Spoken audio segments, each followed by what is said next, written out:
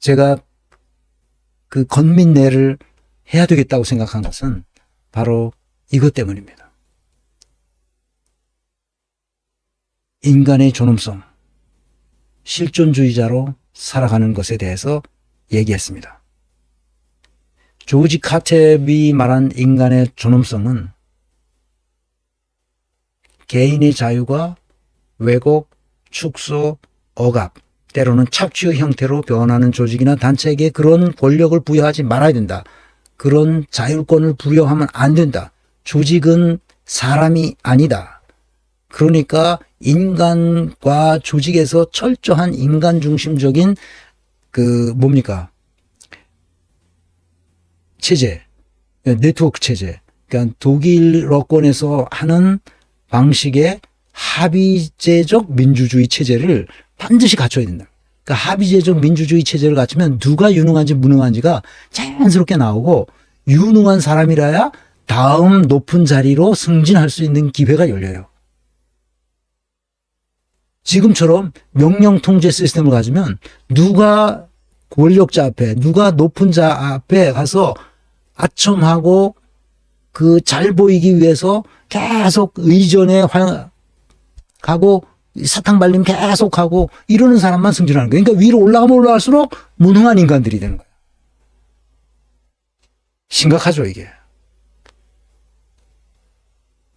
혼자 있을 때는 도덕적인 삶을 살지만 조직이나 단체에 소속되게 되면 그 단체의 논리, 그대로 자신을 복속시키고 자신을 순응시키기 때문에 그렇게 하면 안 된다는 거예요. 이 사람은 인사조직론자가 아니기 때문에, 조지 카텝은. 그래서 그런 것을 철학적으로 정립했을 뿐이에요. 그래서 우리 같은 인사조직론자가 그런 철학에 기반하여 세상을 어떻게 구조와 시스템을 만들어야 되는지를 가르쳐 주는 거죠. 그래서 다노 경영체제가 나오게 된 겁니다. 게리 콕스 얘기를 해볼까요? 게리 콕스는 이미 지난 시간에 했죠. 실존주의자로 살아가는 법은 인간은 실존적 존재라는 사실을 명심하고 이 세계에 대한 의미와 가치와 목적을 부여하는 삶을 살아가야 하기 때문에 상당히 힘듭니다. 이게 쉽지 않아요. 때때로 실존주의자로 살아가지만 때때로는 완전히 그것을 포기하고 자기 사적 이익만을 위해서 공익을 버려버리는 그런 삶을 대부분 살아가죠. 자기 기만에 갇혀 있기 때문입니다. 왜? 자기를 제대로 인식하지 못하기 때문에 그런 거예요. 그래서 오늘은 왜 살아야 하는가, 하우스켈러가 말했던 키르케고르이 어떻게 생각하는지 그것에 대해서 잠깐 얘기해 보려고 합니다. 그러면 제 강의는 이제 마지막이 되는 거겠죠. 자, 그래서 키르케고르 왜 살아야 하는가? 이 하우스켈러, 그 하우스켈러라는 이름만 봐도 이 사람은 독일계라는 거 아시겠죠? 독일에서 태어나서 독일에서 공부를 했습니다. 그러니까 어디서 했냐면 지금 리버풀 대학의 철학과 학장인 것 같습니다. 이 사람이. 그래 전공은 도덕철학, 심리철학, 그다음에 미학과 예술철학, 현상학, 포스트 휴머니즘 철학 이런 것에 관심이 있는 사람이고, 이 사람이 어디서 공부했냐면 독일 대학에서 다 대학을 졸업하고 디플롬 학위를 받고, 석사학위죠 우리로 말하면. 그리고 이제 박사학위도 받고 교수 자격 논문도 독일에서 썼습니다. 그리고 2000년에 영국으로 건너가서 엑세터 대학에 있다가 지금은 리버풀 대학에서 철학과 과장을 하는 것 같습니다.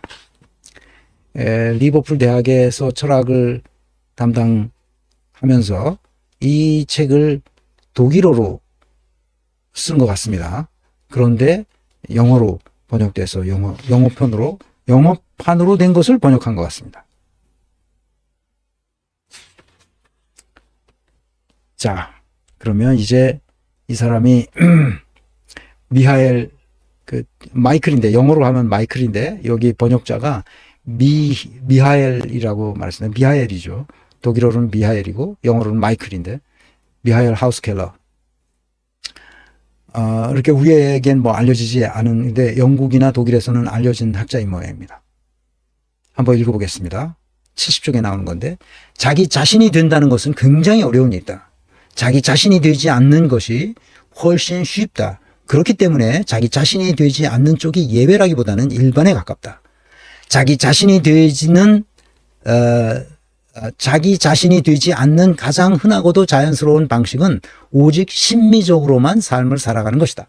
삶을 심미적으로 살아간다는 것은 감각에 몰두하면서 주관적인 경험을 풍요롭게 하는 가운데 기쁨을 추구하고 고통을 회피하는 것. 어떤 결과를 초래하든 자신의 욕망과 열정을 따르는 것. 육체적 만족과 정신적 만족을 추구하는 것. 삶이 우리에게 제공하는 온갖 희열을 즐기는 것을 의미한다. 아시겠죠? 이게 심미적 삶이라는 겁니다.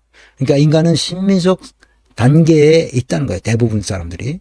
그런데 실존주의적 삶을 살아가는 사람들은 이전 강의에서 얘기했듯이 전혀 다른 세계를 살아가는 거라는 거예요. 근데 여기서 한 번 더 다음 이 패러그래프를 읽어봅시다. 심미적인 관점에서 삶의 의미와 목적은 삶을 즐겨야 한다는 것이다. 당연하게도 심미적인 삶은 살만한 가치가 충분해 보일 수 있다. 물론 좋은 삶이다. 당신이 운이 좋고 삶을 즐기는 법을 안다면 말이다. 하지만 심미적인 삶에는 나름의 결점이 있다. 이건 키르케고르의 챕터에서 지금 10명의 유명한 사람들을 놓고 그중에서 이제 그 사람들이 어떻게 삶과 죽음을 생각했는지를 이제 설명해 주는 겁니다. 철학자로서. 근데 이건 키르케고르의 철학을 가지고 지금 설명하고 있는 거예요. 그러니까 심미적 관점에서 삶의 의미와 목적은 삶을 즐겨야 한다는 거라는 거죠. 계속 읽어보겠습니다. 하지만 심미적인 삶에는 나름의 결점이 있다. 사실 심각한 결점이다. 우선 심미적인 삶은 지속되지 않는다. 결코 지속되지 않는다. 언젠가 고통이 반드시 찾아온다. 죽음이 아이의 삶을 끝낼 것이다. 심미적으로 살아가다 보면 자신이 자기 충족적인 삶을 살고 있다고 착각할 수 있다. 그러니까 여기까지 제가 썼고요. 제가 조금 더 이 책에서 읽어드리겠습니다. 심미적으로 살다 보면 우리는 금방 권태를 느끼며 따라서 삶의 목적이 사라지는 것을 막기 위해 끊임없이 새로운 관심사를 찾아야 한다. 권태는 얼마나 끔찍한가. 끔찍할 만큼 지루하도다. 나는 가만히 몸을 뻗어 눕는다. 내 눈에 보이는 것은 공허뿐이고 내가 먹고 사는 것도 공허뿐이며 내가 들어가 사는 것도 공허뿐이다. 그렇기 때문에 키르케고르는 심미적인 인생관이 근본적으로 절망이나 다름없다고 본다. 심미적으로 살아가는 모든 사람은 인식하든 못하든 절망에 빠져 있다. 그래서 죽음에 이르는 병이라는 키르케고르의 키르케고르이 살아가기 몇 년 전에 쓴 작품이 바로 죽음에 이르는 병이죠. 죽음에 이르는 병을 그래서 뭐라고 했냐고 절망이라는 거예요. 인간은 육체적으로는 살아있지만 사실상 정신적으로는 죽은 거죠. 그 심미적인 삶을 살아가는 사람은 이미 절망에 빠져 있는 사람이라는 거예요. 다시 말하면 이미 죽은 사람이라는 거죠. 심미적인 인간에게 있어서 권태란 삶의 자연스러운 근본 조건이자 그것을 피하기 위해서 무엇이든 한다는 점에서 숨은 원동력이다. 하지만 심미적인 생활 방식으로는 권태 아래 놓여있는 공허감을 결코 물리칠 수 없다. 그래서 어떻게 해요? 여러 남자들이 여러 여자들과 관련을 맺으면서 살아가는 거죠. 내가 최태원을 보면서 이놈은 심미적인 삶을 살아가는 사람이로구나 하는 것을 느꼈죠. 키르케고르이 심미적인 삶의 단계가 인간에게 보편적이라는 거예요. 그러니까 심미적인 삶을 산다는 것이 굉장히 좋아 보이지만 결국 그것은 죽음이라는 거야. 인간이 인간답게 살아가는 방식이 아니라는 거죠.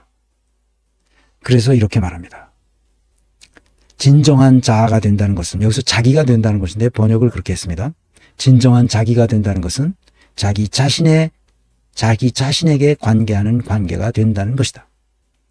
키에르케고르이 죽음에 이르는 질병, 죽음에 이르는 병에서 뭐라고 말했어요? 인간은 정신이다. 정신은 무엇인가? 정신은 자기다. 자기란 무엇인가? 그것은 자기 자신과 관계하는 관계라는 거죠. 그 얘기를 여기서 지금 하우스켈러가 말해주고 있는 겁니다. 심미적인 자아는 순전히 가능성으로만 남아있을 뿐 결코 실제성을 얻지 못한 채 사라지기 때문에 심미적인 생활 방식은 그런 관계를 보장하지 못한다. 여기서 자기 자신과 관계하는 그 관계가 그렇게 중요하다는 거예요. 다른 사람을 이용해 먹기 위해서 내가 뭔가를 제보한다든지, 다른 사람을 이용하기 위해서 어떤 올바르지 않은 방식으로 다른 사람을 속인다든지 하는 것은 옳은 방식이 아니라는 거예요. 자기가 정의롭게 제보하면 돼요. 신분을 숨겨줄 수는 있죠. 그런 것을 다 신분을 숨겨줄 수 있어요. 우리나라에서는 내부 제보를 어떻게 생각하죠? 배신자라고 생각합니다. 이것이 오랜 제국주의 시대에 있었던 패거리 문화 때문에 그렇습니다.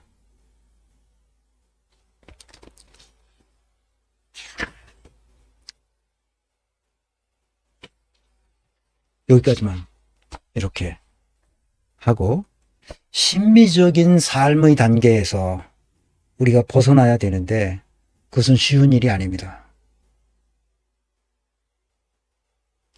그 심미적인 단계에서 윤리적인 삶의 단계로 나아가는 것은 쉬운 일이 아니에요.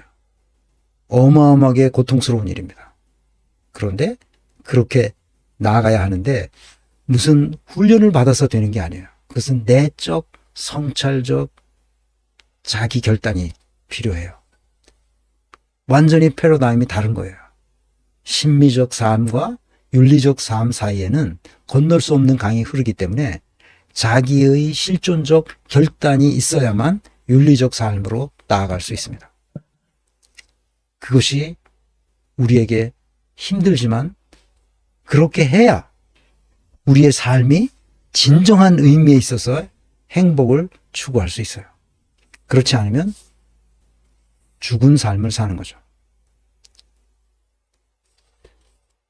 그 다음 마지막 단계는 종교적 삶의 단계입니다. 자, 심미적 삶의 단계에서 윤리적 삶의 단계를 거쳐서 종교적 삶의 단계로 나아갈 수 있어요.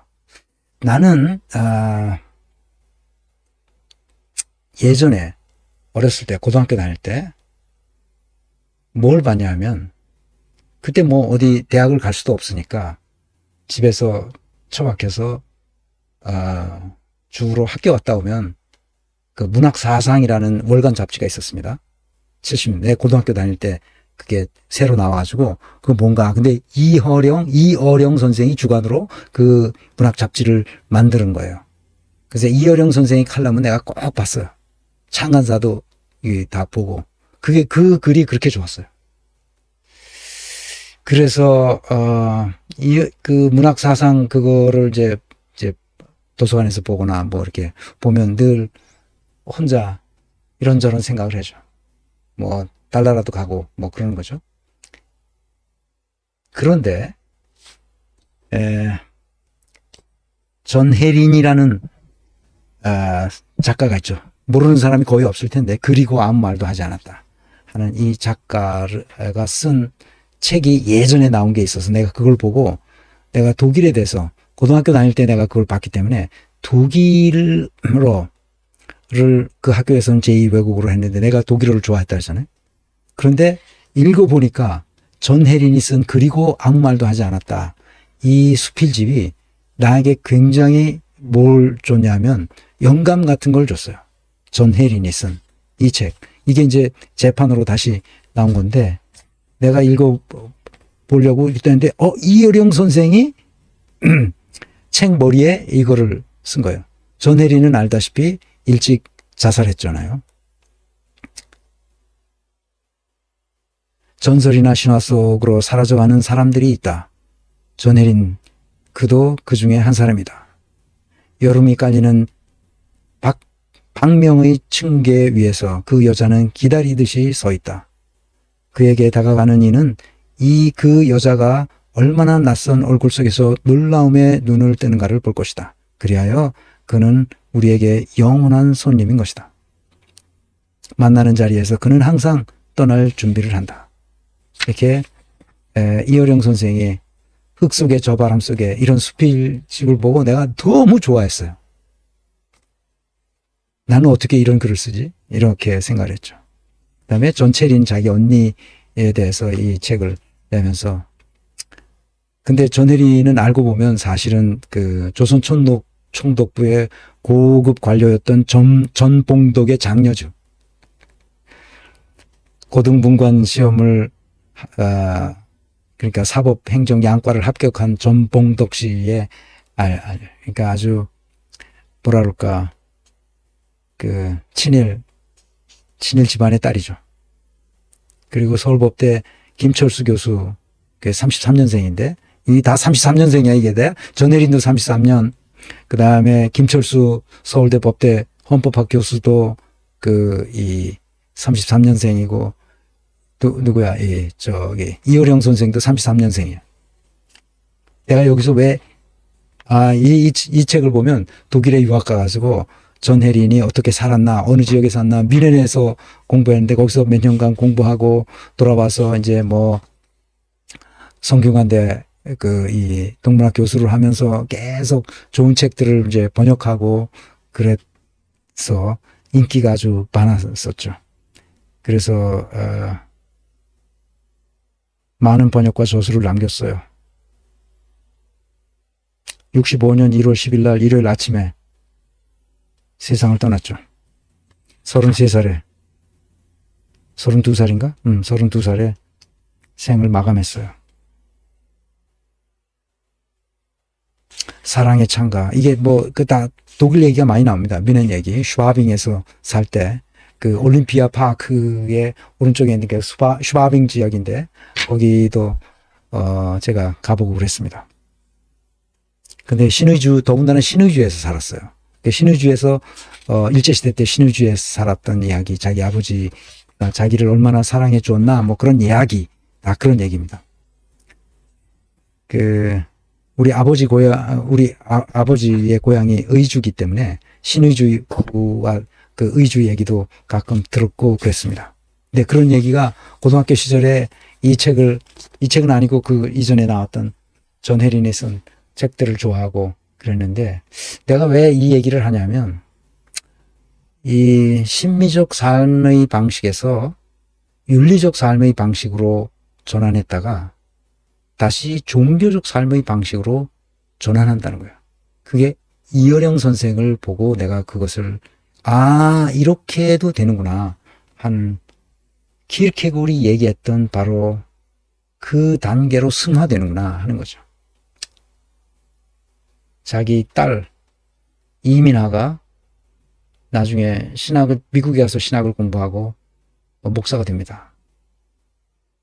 근데 자기 아이를 낳고 그 아이하고 같이 살면서 그 아이도 여러 가지 질병이 있었죠. 그래서 일찍 사망하고 이민아는 목사 안수도 받고 목사가 됐는데 또 그 이민아 목사도 죽습니다. 이게 희귀병으로 죽고 그러죠.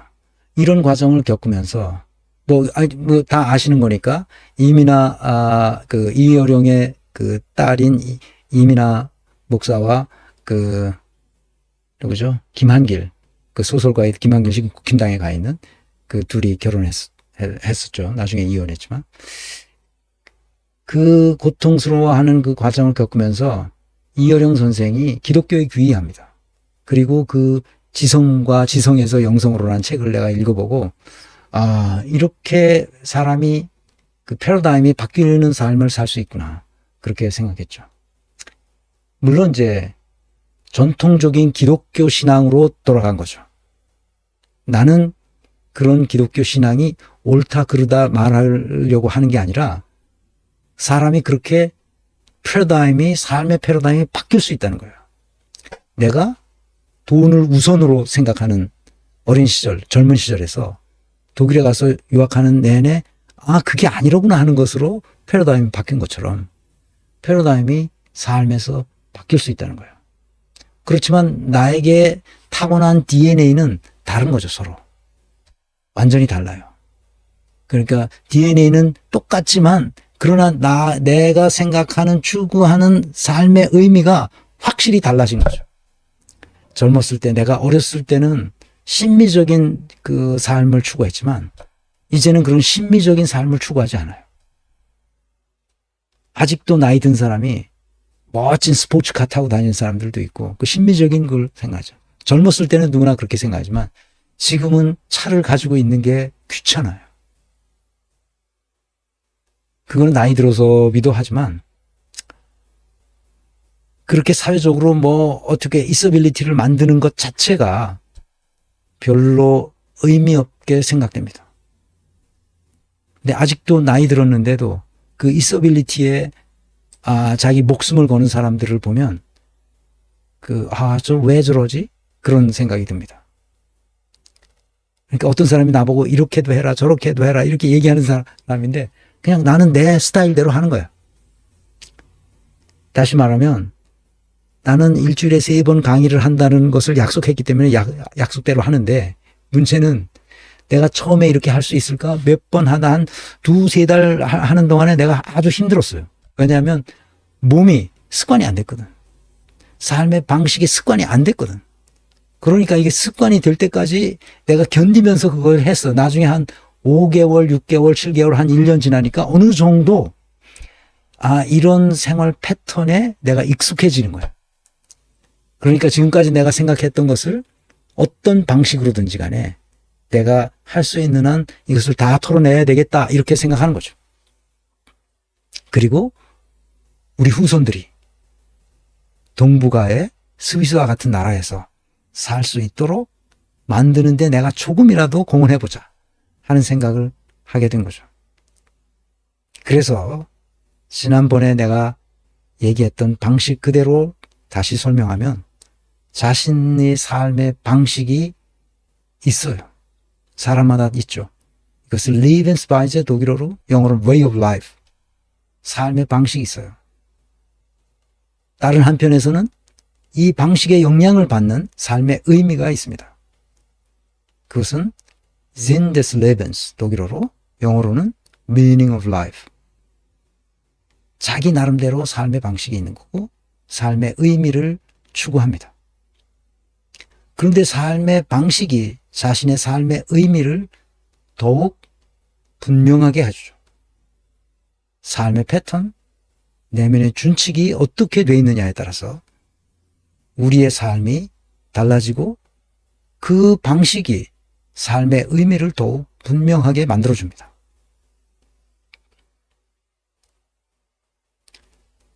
삶의 의미가 분명해지면 자기 삶의 방식이 더욱 간명해지죠. 삶의 의미는 자신의 비전, 목적, 방향으로 나타나고 궁극적인 것에 관심을 갖게 됩니다. 10원짜리, 20원짜리, 100원짜리에 별로 관심을 갖지 않습니다. 큰 방향, 10년, 20년, 30년 후를 생각하게 되죠. 이게 궁극적 관심 때문에 그렇습니다. Ultimate concern. 폴 틸리히가 말했던 바로 그거. 그래서 이것을 바로 우리의 이게 계속 선순환하도록 만들어주면 사회에 어떤 방식으로든지 공헌하게 됩니다. 이것을 나는 실존적 존재 방식이라고 생각합니다. 삶의 의미와 삶의 방식의 관계를 이해했을 때만 이렇게 생각할 수 있어요. 특별한 것이 아니면 일주일에 3번 강의하는 것이 나의 생활 리듬의 삶의 패턴에 그냥 익숙하게 된 거예요. 한 2년 했더니 그렇습니다. 이것이 뭔가? 이것이 뭔가? 이것이 키에르케고르이 말했던 바로 그거예요. 그래서 우리의 현실을 보면 이 얘기를 했습니다. 이해찬도 똑같은 생각을 나하고 했었던 거예요. 내가 이해찬의 회고록을 읽으면서 어쩜 이렇게 나하고 생각이 똑같았지? 근데 궁극적으로 인간이 생각하는 틀은 이런 방식이 아닐까 하는 생각을 하게 됐죠. 이것이 바로 학문적 소양이라는 거죠. 학문적 소양. 그래서 나는 인사조직론을 내가 독일에서 공부하게 된 것을 너무나 그냥 우연이죠. 누가 나보고 그걸 공부하라고 그러는데 어떻게 가다 보니까 인생이 그 길로 들어간 거예요. 인사조직론이란